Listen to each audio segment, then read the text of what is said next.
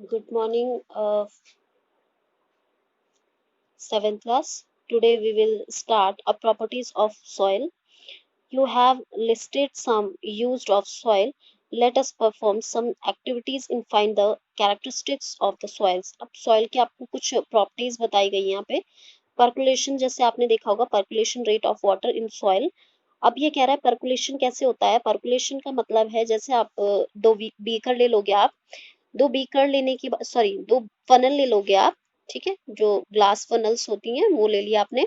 Glass funnels में आप एक में क्या कर लोगे आप, सिर्फ सैंड भर लोगे और एक में आप क्या कर लोगे, क्ले भर लोगे. ठीक है, क्ले या आपने जो सॉइल ली है वो भर लोगे. ठीक है, अब क्या कर लोगे आप उसके ऊपर, आप वाटर जो हल्का जो आप ले लोगे, हाफ ग्लास आप वाटर ले लोगे और उसके ऊपर डाल लोगे किसके, सैंड वाला जो वाटर है, सैंड वाला जो फनल है उसके ऊपर डालोगे.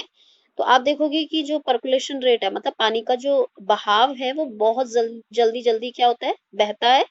और कंपैरिजन टू जो मतलब आपने क्ले वाला जो सॉइल लिया है वो फनल में डालोगे जब आप वाटर को, तो आप देखोगे कि जो वाटर जो वाटर आपका जो क्या हो रहा था, बह रहा है, वो क्या हो रहा है, बहुत स्लोली स्लोली, बहुत टिप टिप टिप टिप, बहुत स्लोली स्लोली गिर रहा है. ठीक है, तो ये किसकी वजह से हो रहा है, तो ये आपका जो सॉइल आपके पार्टिकल्स है जो आपने पढ़ा होगा ऊपर, जैसे हमने बताया भी आपको लास्ट क्लास में कि जो सॉइल है, सैंडी सॉइल में पार्टिकल्स के बीच में क्या होता है, गैप ज्यादा होता है. और जो क्ले और क्ले सॉइल होता है और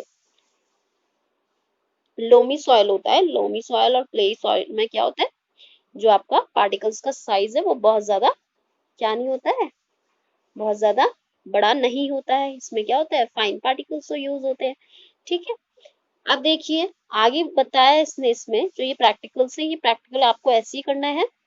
ओके, नाउ देखिए अब आपको दिया है इसमें पर्कुलेशन रेट आपको निकालना है. तो ये पर्कुलेशन रेट के लिए इसने यहाँ पे देखिए कुछ आपको फॉर्मूला दिया है, कैलकुलेट कैसे करोगे आप.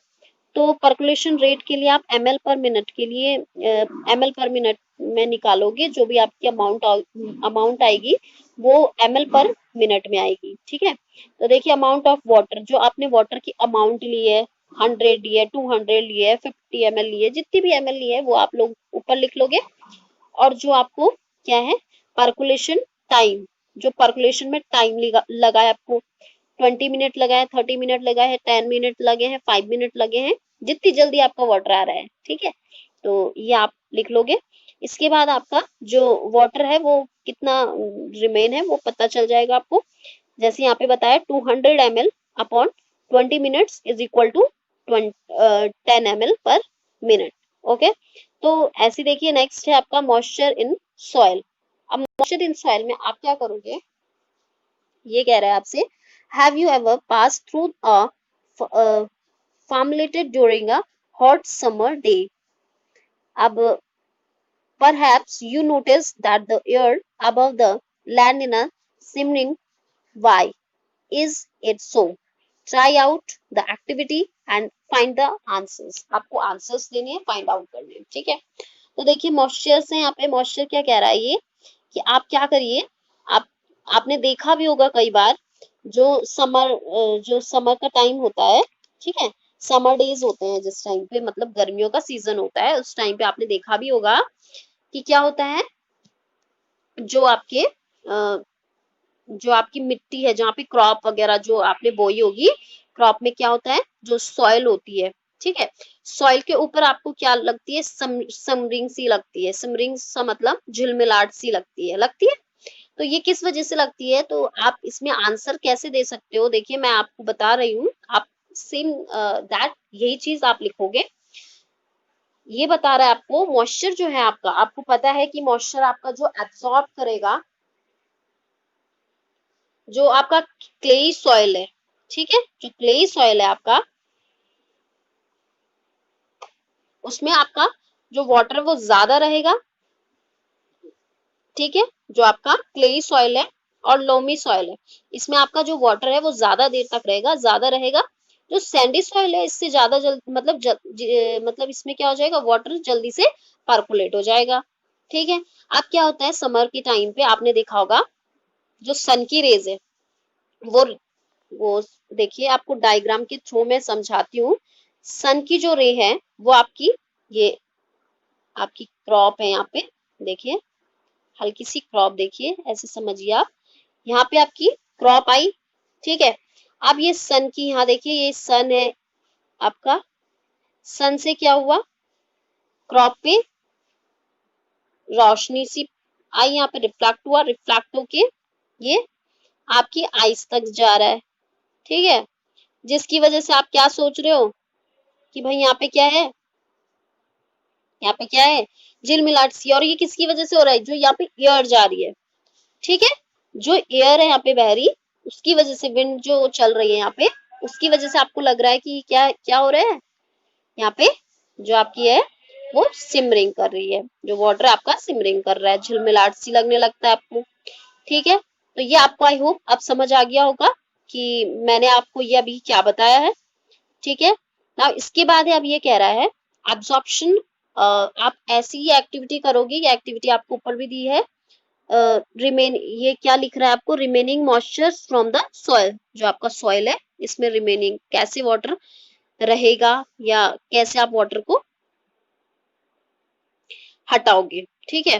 तो आप एक बॉइलिंग ट्यूब ले लोगे, और ड्रॉप्स को आप देखोगे ऊपर ऊपर आपकी जो है, जो फनल है, सॉरी जो आपका ट्यूब है, ट्यूब के ऊपर आपकी ड्रॉप्स ड्रॉप्स क्या कर लेंगी, आपकी चारों ओर सराउंडिंग में उसकी ड्रॉप्स ड्रॉप्स क्या कर लेंगी, एरियाज को कवर अप कर लेंगी, ठीक है।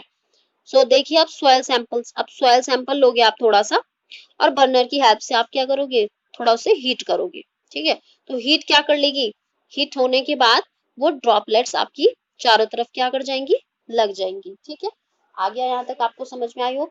इसके बाद है आप आपका absorption of water by soil, और यही चीज आपका सैंडी सॉइल होगा, जो सैंडी सॉइल में ये चीज रिटेन नहीं रहती है, क्या नहीं रहती है रिटेन, आपका जो वाटर, ठीक है।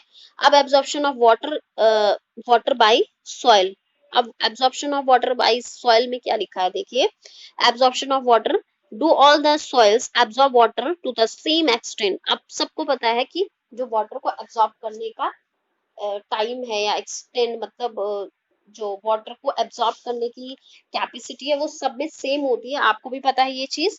तो ये कह रहा है कि अब आपको क्या करना है, इसमें फनल लेना है, फनल के लिए आपको क्या करना है, एक फिल्टर पेपर लेना है, और फिल्टर पेपर, पहले आप फिल्टर पेपर को वे कर लोगे, ठीक है। जो आपका फिल्टर पेपर है जिसमें आपने अभी कुछ भी नहीं रखा है, सॉइल वगैरह कुछ भी नहीं रखा है, उसको आप क्या करोगे, सॉइल या वाटर जो भी आपका जो सूखा हुआ वेट जो है, ड्राई जो आपका फिल्टर पेपर है, उसे वेइंग कर लोगे।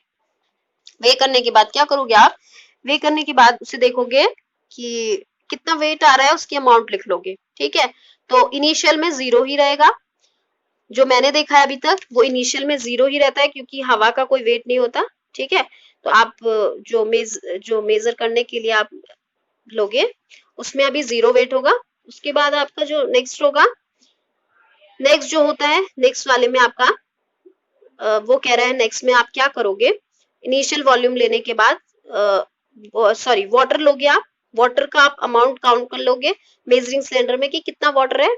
इसके बाद नेक्स्ट क्या करोगे, जो आपने क्या किया, फिल्टर पेपर को आप रख लोगे, फिल्टर पेपर के ऊपर आप क्या रख लोगे, थोड़ा सा सॉइल रख लोगे, ठीक है।